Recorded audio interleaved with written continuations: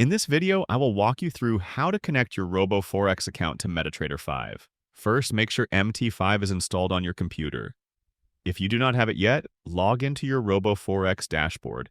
Go to the Help Center menu and under the Download section, choose MetaTrader 5. Install it on your device. Next, open the program.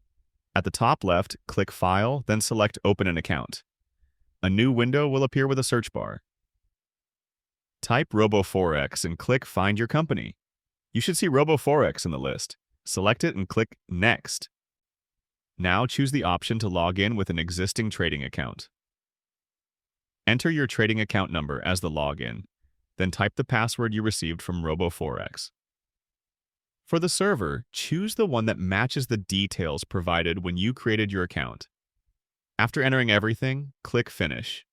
If the credentials and server are correct, MT5 will connect to your RoboForex account and you can start trading immediately. That is the full process. If this helped, consider subscribing for more simple trading tutorials.